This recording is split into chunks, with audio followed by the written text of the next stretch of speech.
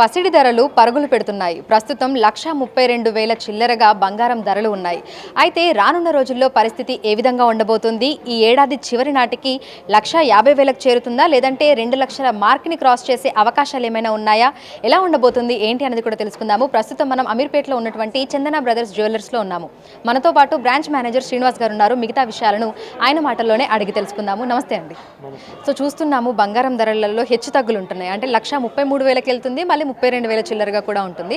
Present 22 క్యారెట్ల బంగారానికి ఏ విధంగా ధర ఉంది, 24 క్యారెట్ల బంగారానికి ఏ విధంగా ఉంది? ఇవాళ 22 క్యారెట్ చూసుకుంటే 11,955 రూపీస్ ఉంది. అదే 24 చూసుకుంటే ఇంక్లూడింగ్ జిఎస్టీ 134, అంటే జిఎస్టీతో కలుపుకొని. సో ఈ బంగారం ధరలు అనేవి అప్ ట్రెండ్ అని నడుస్తున్నాయి. ఎందుకంటే బంగారం ధర అనేది ఒక లెవెల్లో స్టేబుల్గా ఉంది మార్కెట్. సో ఇప్పుడు స్లైట్లీ పెరగడం మొదలైంది. ఈ మంత్ ఎండ్ వరకు కూడా ఆల్మోస్ట్ ఇదే, అంటే నార్మల్గానే పెరిగే ఛాన్సెస్ ఉంది. అబ్నార్మల్గా పెరిగే ఛాన్సెస్ తక్కువ, నార్మల్గా పెరుగుద్ది.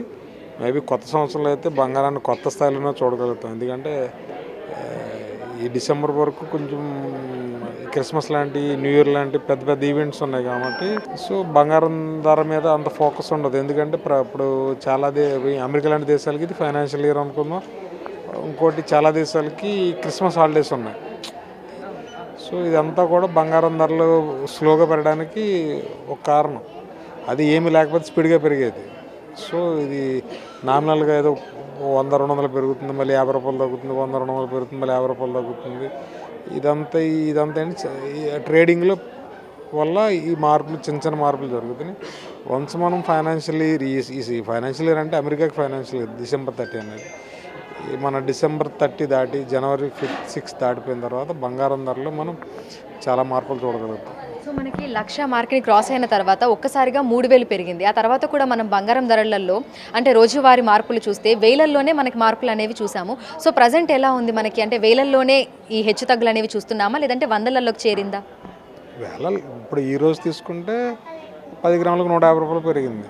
ఇది ఇవాళకి చాలా తక్కువ. అది ఒక 2 రోజుల క్రితం పోతే 700 తేడా ఉంది, ఒక రోజుకు 900 తేడా ఉంది, ఒక రోజు 1,200 తేడా ఉంది, ఒక రోజు 200 తేడా ఉంది.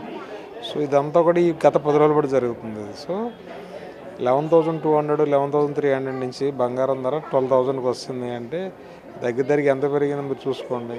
సో ఈ బంగారం ధరలో ఈ చిన్న మార్పులు ఈ నెలాఖరు వరకు ఉంటాయి, ఇలాగే ఉంటాయి. 100 రూపాయలు పెరగచ్చు, 150 పెరగచ్చు, లేదంటే తగ్గొచ్చు. 100, 150, 200 ఇదే జరుగుతూ ఉంటుంది.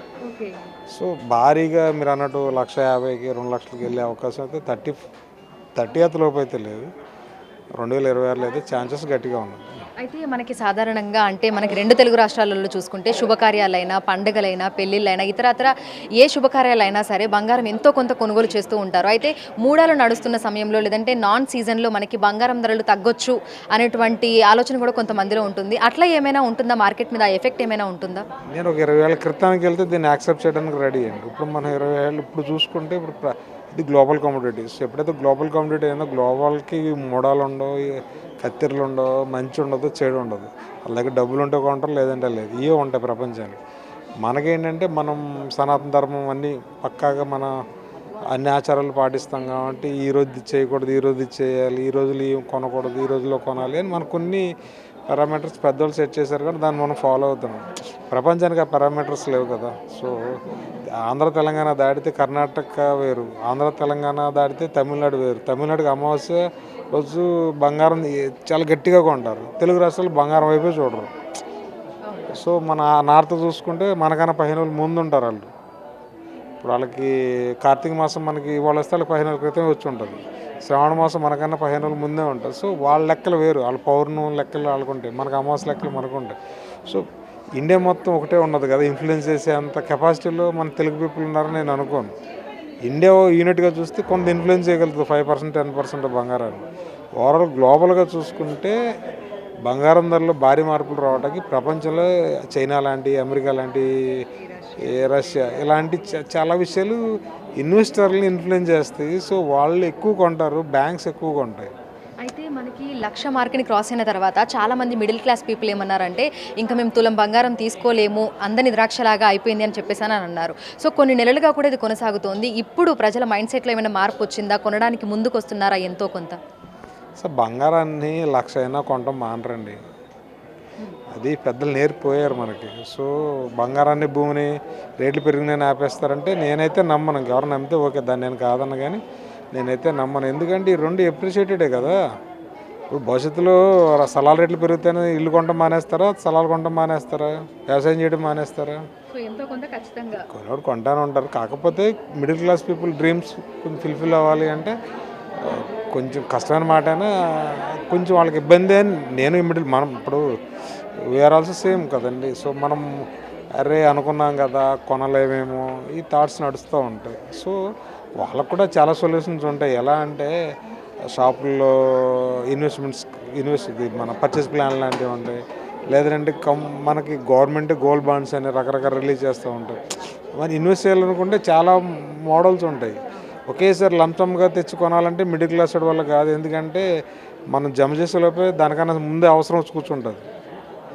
సో ఈ మంత్లీ సేవింగ్స్ లెక్క మంత్లీ కూడా మనం ఎంతో కొంత గోల్డ్ ఇన్వెస్ట్ చేయగలిగితే డ్రీమ్ అనేది ఫుల్ఫిల్ అవడం పెద్ద కష్టమైన పని ఏం కాదు. సో ప్లానింగ్ అనేది ఉంటే ఇట్స్ బెటర్. ఎందుకంటే బంగారం కొనటం మంచి వ్యసనం అని నేను చెప్తాను. ఎందుకంటే దానివల్ల నష్టం అయితే పెద్ద లేదు.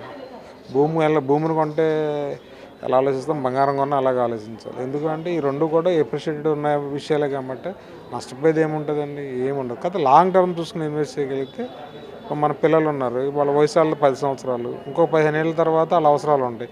అప్పుడు కొందామనుకుంటే ఇది అందొచ్చు అందకపోవచ్చు. ఇప్పటి నుంచే మన శక్తి కొలిదే ఎంతో కొంత కొనుక్కుండకపోతే 10 ఏళ్ళ తర్వాత చూసుకుంటే దాన్ని జమ చేసుకుంటే నువ్వు అనుకున్న కళకు దగ్గరగానే ఉంటావు. సో మనం ప్లాన్ చేసుకోవడంలో ఉంటుంది ఎంత ఎలా ఏంటి అనేది. సో బంగారంతో పాటు వెండి ధరలు కూడా అంతకంతకు పెరుగుతూనే ఉన్నాయి. ప్రస్తుతం వెండి ధరలు ఏ విధంగా ఉన్నాయి, భవిష్యత్తులో ఏ విధంగా ఉండొచ్చు అంటారు? వెండి గురించి మనం ఇప్పుడున్న రేట్ ప్రకారం చూస్తే 1,85,000 అండి. సో వెండిని మనం ప్రొటెక్ట్ చేయలేని పరిస్థితి ఉంది. చాలామంది హోప్ పెట్టుకున్నారు పడిపోతుంది అని. నేనైతే చెప్పగలుగుతాను వెండి అనేది పెరిగే ఛాన్సెస్ ఎక్కువ ఉన్నాయి, తగ్గే ఛాన్సెస్ చాలా చాలా చాలా తక్కువ ఉన్నాయి. సో వెండి వైపు మనం ఎవరినో కొనుక్కోవాలంటే కొనుక్కోమని చెప్తాను. ఎందుకంటే వెండి వాళ్ళ 1,85,000 ఉంది. నెక్స్ట్ కమింగ్ 2-3 ఇయర్స్లో వెండి చూసుకుంటే మనకున్న మార్కెట్ అనాలిసిస్ ప్రకారం డబుల్ అయ్యే ఛాన్సెస్ ఉంది అని, అంటే 3 lakhs or 4 lakhs అయ్యే ఛాన్సెస్ ఉందనేది మార్కెట్ అంచనా.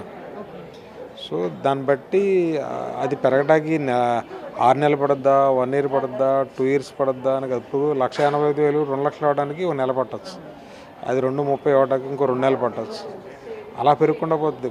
ఒక స్థాయి వరకు పెరగడానికి టైం పడద్దాం, కానీ ఒక స్థాయికి వచ్చిన తర్వాత పెరగడానికి చాలా తక్కువ టైమే పడుతుంది. వెండికి ఆ విషయంలో ఆల్రెడీ రీచ్ అయిపోయింది. సో నెక్స్ట్ పెరిగేది ఏదైనా ఉంటే 10% పెరిగిందంటే 20 రూపీస్ పెరిగిపోతుంది. సో ఓవరాల్గా 40% పెరిగింది అనుకున్నాం. ఆల్మోస్ట్ వెండి ఇప్పుడు 1,80,000 కాస్త 3 లక్షలకి వెళ్ళిపోతుంది. 2 లక్షల చిల్లరకి వెళ్ళిపోతుంది. 2,70,000 2,80,000 వెళ్ళిపోతుంది. సో ఏదన్నా మీరు ప్లాన్ చేసుకుని వెండి అయినా గోల్డ్ అయినా కొనుక్కుంటే మనం కూడా అందరిలాగే హ్యాపీగా ఉండొచ్చు. సో ప్రజెంట్ కస్టమర్ల ఫుట్ఫాల్ ఏ విధంగా ఉంది, అంటే గతంతో కంపేర్ చేస్తే ఇప్పుడు ఎంత వరకు వ్యాపారం జరుగుతుంది అని చెప్పుకోవచ్చు? బిజినెస్లో మార్కెట్లో వీక్ డేస్ కొన్ని ఉంటాయి. హైదరాబాద్ ఇప్పుడు డ్రై సీజన్ అండి. త్రూఅవుట్ ఇండియా కాదు, త్రూఅవుట్ వరల్డ్ డ్రై సీజన్ అది. ఎందుకు అంటే మార్కెట్ అంతా కూడా స్లోగానే ఉంది యూనివర్సల్గా కూడా. సో ఎక్కడ కొన్ని చోట్ల కొన్ని బెటర్గా అనిపించవచ్చు, కానీ ఓవరాల్గా చూసుకుంటే మార్కెట్ కొన్ని డ్రై ఉంది. సో దాంట్లో మామూలు బట్టలు కొంటాకే జనం కనపట్ల, రోడ్డు మీద కూరగాయలు కొనే కొట్టు కూడా జనాలు ఉండలేదు. బంగారం కొట్లు జనం ఎందుకు ఉంటారు? సో ఇది సీజన్ అలాంటిది. సో బంగారానికి క్రేజ్ తగ్గడం అనేది ఉండదండి.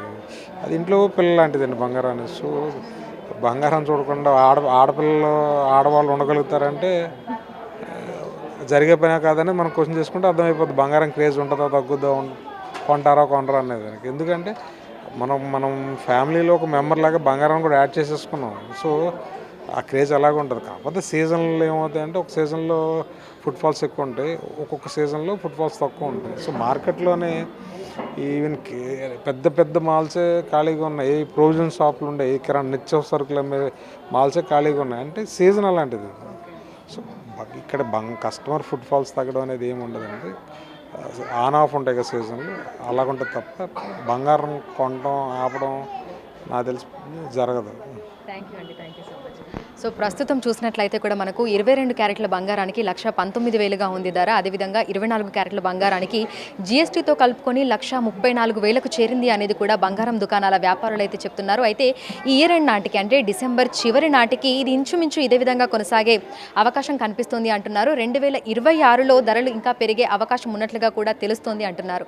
అయితే ఏదేమైనప్పటికీ కూడా ఎంతో కొంత బంగారం కొనుగోలు చేసుకొని పెట్టుకోవడమే మంచిది అనేది అటు నిపుణులు అదేవిధంగా ఇటు బంగారం దుకాణాల వ్యాపారులు కూడా చెప్తున్నటువంటి మాట.